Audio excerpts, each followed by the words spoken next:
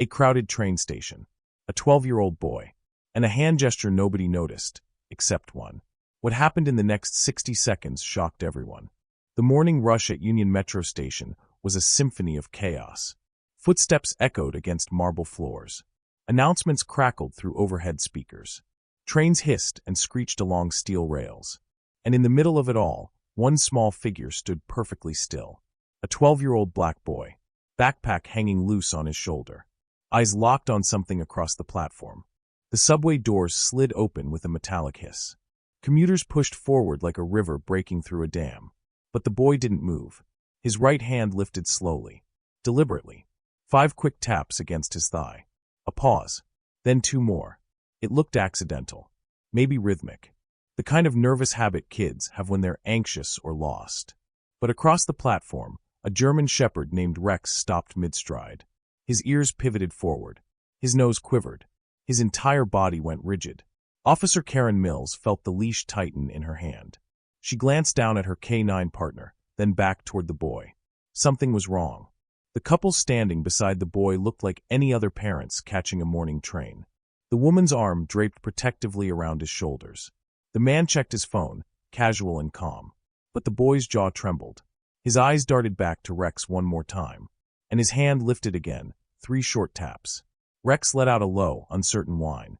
The kind he only gave when danger and fear collided in the air. Karen's pulse spiked. The train doors started to close. The woman tugged the boy forward. "Come on, baby. We're gonna miss it." Karen's instincts screamed louder than the station noise. She took a step forward. Then another. Rex pulled against the leash, his focus unbreakable. If you believe no act of courage is ever too small, hit that like button now, because what happens next will leave you speechless. Union Metro Station was a living organism. Thousands of people moved through its arteries every hour. Businessmen in pressed suits, tourists clutching maps, mothers wrestling strollers through turnstiles. And like any crowded place, people saw only what they expected to see. A family catching a train. Nothing unusual. The man carried a leather bag. The woman wore sunglasses indoors. The boy walked between them, silent and small. A security guard near the escalator glanced their way, then looked past them. His radio crackled. He responded to a different call. The couple's smiles were rehearsed. Too perfect. Too practiced. But in the rush of morning commuters, no one stopped to question it. The boy's name wasn't what they called him. His clothes weren't his own. Even his silence had been trained into him over 3 long weeks. Don't talk to strangers. Don't make eye contact. Smile when people look at you. Act normal. Normal. That word had become a cage.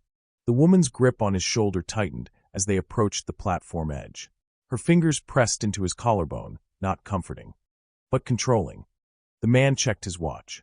8:45. Right on time. The boy's heart hammered against his ribs. This was it. His only chance. He'd watched the K-9 unit patrol this station every morning for the past 3 days. Same time. Same route. Same dog. Rex. He'd memorized the names stitched on the handler's vest.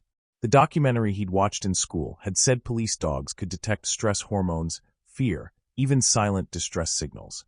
He didn't know if it was true, but it was all he had. So when Rex and Officer Mills rounded the corner near the ticket gates, the boy made his choice. He lifted his hand, and he signaled for help. Officer Karen Mills had been a K-9 handler for 7 years. She'd learned to trust 2 things above all else, her training and Rex's instincts. Right now, both were screaming at her. Rex's growl rumbled low in his chest. His eyes locked onto the boy and the couple boarding the northbound train. Karen's partner, Officer Daniels, stood beside her reviewing his phone. "What's up with Rex?" "I don't know, but something's off." Daniels glanced toward the platform. "The kid with the backpack." "Yeah, looks fine to me. Probably just nervous about traveling." Karen frowned. She'd seen nervous kids before. This wasn't that. The boy's posture was too stiff, his gaze too deliberate, and the way the man's hand clamped down on his shoulder, too firm to be fatherly. "I'm going to check it out," Karen said. Daniels sighed. "Mills, we've got a report of suspicious activity near the west exit. Give me 2 minutes." She moved toward the platform, Rex pulling ahead of her now. His training kicking in. Karen had learned a long time ago that the best signals weren't always spoken. Sometimes they came in the tilt of a head, a trembling hand, a look that lasted half a second too long. And sometimes they came from a dog who refused to let something go. The train doors hissed, preparing to close. Karen quickened her pace. The boy turned his head slightly, just enough to see her approaching. Relief flickered across his face. Brief, fragile and desperate. Then the man noticed her too. His smile vanished. Karen's hand instinctively moved toward her radio. Sometimes the truest signals aren't spoken. They're felt. 3 weeks earlier, Tommy Blake had been walking home from school when the gray van pulled up beside him. It was raining. Not hard, just enough to make the sidewalk slick and empty. His mom had texted him to grab milk from the corner store. He'd taken the shortcut through the alley. That's when the window rolled down. "Hey kid, you look soaked. Need a ride?" Tommy shook his head. "I'm good, thanks." The woman in the passenger seat leaned over, smiling warmly. "We're heading your way. It's no trouble." Tommy hesitated. His mom had always warned him about strangers, but they looked normal. The man wore a polo shirt. The woman had kind eyes. "Come on," the man said. "It's pouring. Your mom wouldn't want you catching a cold." The mention of his mom made Tommy pause. The side door slid open. "Just to the next block," the woman said. Tommy stepped closer. Just as he did, the man's hand shot out and grabbed his wrist. Tommy screamed, but a cloth pressed over his mouth, sweet and chemical, and the world tilted sideways. When he woke, he was in a room with yellow wallpaper and a padlocked window. The couple stood over him, no longer smiling. "Your name is Michael now," the man said. "We're your aunt and uncle. You're going to visit your grandparents up north." Tommy's voice cracked. "Where's my mom?" The woman crouched down, her tone cold. "She's not coming. And if you try anything stupid, you'll never see her again." Over the next 3 weeks, Tommy learned the rules. Don't cry. Don't ask questions. Don't try to run. They gave him new clothes, drilled him on his fake backstory, kept him locked in the room except for short trips to the bathroom. But Tommy was smart. He listened. He watched. He waited. And he planned. Back to the present. Tommy had spent every night in that locked room thinking about escape. He'd tried the window, bolted shut. He'd tried yelling. The couple had soundproofed the walls. He'd tried waiting for a neighbor to notice. No one came, so he changed his strategy. If he couldn't escape, he'd have to signal for help when they moved him. And they were going to move him. He'd overheard them arguing late one night. The buyer's waiting across the border. "We move him Friday morning. We use the train station. It's crowded. No one will notice. What about the documents?" "Already done. Adoption papers, birth certificate, the whole thing. He looks the part. They'll believe us." Tommy's blood had run cold, but he also felt something else. A spark of defiance. He remembered a documentary his class had watched about service animals. How police dogs were trained to detect distress. How handlers learned to read nonverbal cues. Tommy didn't know if a police dog could understand a hand signal from a kidnapped kid, but he had to try. So every night, under the thin blanket, he practiced. 5 short taps and 2 long. The pattern repeated until his fingers cramped. He didn't know if it meant anything. He just knew it had to be consistent, deliberate, something that couldn't be mistaken for nervous fidgeting. When Friday morning came and the couple dressed him in clean clothes and marched him to the train station, Tommy's heart raced. His eyes scanned the crowd. Hundreds of people, none of them looking at him. And then he saw the K9 unit. A German shepherd, a female officer. His pulse spiked. This was it. He lifted his hand, and he made the signal he'd practiced 100 times in the dark. Rex barked sharply. Karen's hand tightened on the leash. "Easy, boy." But Rex wasn't easing. His entire body was focused on the boy and the couple now stepping toward the open train doors. Karen closed the distance quickly. "Morning. Train's running on time today." The man turned, his smile too quick. "Yes, ma'am. We're just heading north. Visiting family." Karen's eyes flicked to the boy. He stood frozen, eyes locked on Rex. "Your son?" Karen asked casually. The woman's arm tightened around the boy's shoulders. "Yes. He's shy around strangers." Karen nodded slowly. Rex circled once, sniffing the woman's coat, then the boy's backpack. His tail went rigid. "What's your name, sweetheart?" Karen asked, crouching slightly. The boy's lips parted. No sound came out. The man stepped forward. His name's Michael. He doesn't talk much. Bit of a speech delay. Karen's instincts flared. Everything about this felt wrong. The boy's eyes. Desperate. Pleading. The couple's body language. Too rehearsed, too defensive. And Rex's reaction. Unmistakable. "Sir." "Ma'am," Karen said evenly. "We've had reports of suspicious activity in the station. I'm going to need to see some ID." The man's smile cracked. "That's unnecessary. We're about to miss our train." Rex barked again, louder this time. The platform fell silent. Commuters turned to look. Karen straightened, her hand moving to her radio. "I'm going to have to insist." The woman's voice shook. "This is harassment." Karen's gaze never left the boy. His hand lifted one more time. 3 short taps against his leg. "If you think Officer Mills should trust her instincts, type justice in the comments right now." Everything happened in seconds. The man's eyes darted toward the exit. His hand released the boy's shoulder. And then he bolted. "Stop!" Karen shouted. The man shoved through the crowd, knocking a woman's coffee to the ground, sending a businessman stumbling into a bench. Karen's radio crackled to life. "Rex, go!" The German Shepherd exploded forward, a blur of power and precision. Commuters screamed and scattered. The man vaulted over a luggage cart, his leather bag swinging wildly. Rex moved like lightning. His training took over, tracking, pursuing, and cornering. The man made it halfway to the escalator before Rex cut him off, teeth bared, growling. Deep and low. The man froze. "Call him off. On the ground. Now." Karen commanded. Weapon drawn. The man dropped to his knees, hands raised. Rex held position, every muscle coiled and ready. Behind them, the woman tried to slip into the crowd, dragging the boy with her. But Daniels and 2 transit officers blocked her path. "Ma'am, don't move." She shoved the boy forward and tried to run. A commuter, an older man in a gray suit, stepped in front of her, arms wide. "Not today," he said firmly. The woman collapsed to her knees, screaming obscenities. Tommy stood in the middle of the chaos, his legs shaking, tears streaming down his face. Karen holstered her weapon and moved toward him. She knelt down, her voice soft.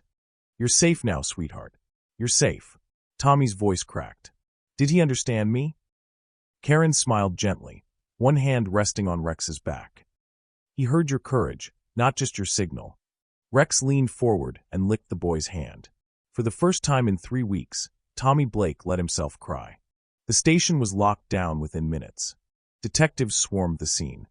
The couple was separated, cuffed, and led away in silence.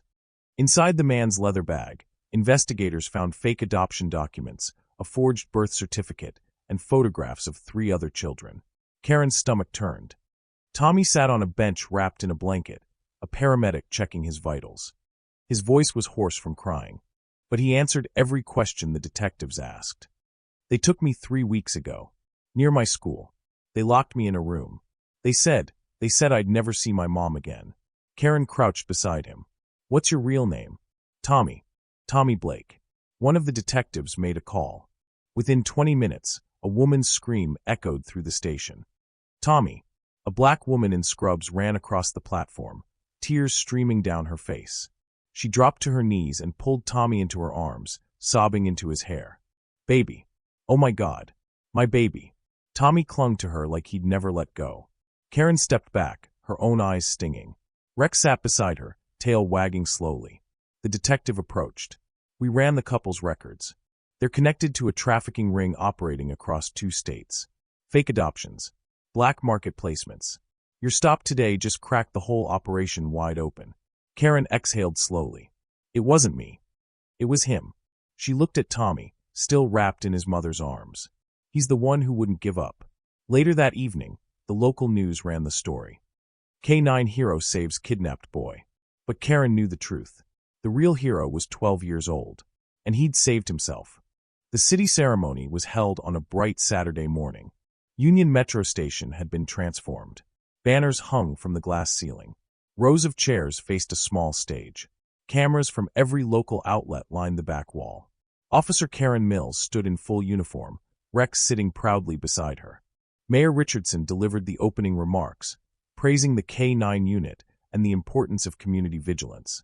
But when Tommy Blake stepped to the microphone, the crowd fell completely silent. He was taller now, his shoulders a little broader, but his voice still carried the quiet strength of someone who'd survived something unimaginable. My name is Tommy Blake. 6 months ago, I was kidnapped. For 3 weeks, I didn't know if I'd ever see my mom again. His mother sat in the front row, tears already streaming. I was scared every single day. But I remembered something my teacher once said. Courage isn't about being fearless. It's about acting even when you're terrified. Tommy's gaze found Rex, sitting still and regal beside Karen. I didn't roar. I didn't fight. I just tapped my hand. And this dog, this amazing dog, heard me. His voice cracked slightly. True courage has no color. It doesn't shout. It doesn't need permission. Sometimes, courage is just a quiet signal in a crowded room. And sometimes, it's the person brave enough to trust their instincts and act. The applause that followed wasn't polite. It was thunderous. Karen felt her throat tighten as Rex's tail wagged, his eyes never leaving Tommy. The mayor handed Tommy a certificate. But it was the hug Tommy gave Rex that made the front page. 1 year later, Tommy Blake stood on the same platform where it all began. Trains still rumbled past. Commuters still rushed by. The noise still echoed off the marble walls. But this time, everything felt different. Tommy wasn't alone. His mother stood beside him, her hand resting gently on his shoulder, protective but not controlling. Therapy had helped. So had time. The nightmares came less often now. And when they did, Tommy knew how to breathe through them. Across the platform, Officer Mills and Rex finished their morning patrol. Rex's ears perked up. He saw Tommy before Karen did. The dog's tail started wagging. Karen smiled. Go ahead, boy. Rex trotted across the platform, weaving between commuters until he reached Tommy. The boy knelt down, wrapping both arms around the dog's neck. Hey, Rex. Rex licked his face, tail going wild. Karen approached, grinning. He still listens for you, you know. Every time we come through here. Tommy smiled. Maybe one day he won't have to. Karen's expression softened. Maybe one day no kid will. Tommy stood, his hand resting on Rex's back.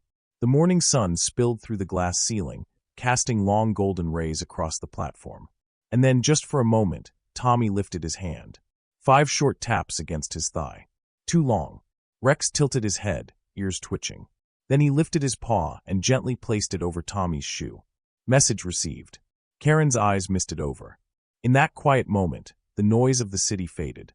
All that remained was the unspoken truth between a boy and a dog who had both learned that courage has no color, and loyalty needs no words.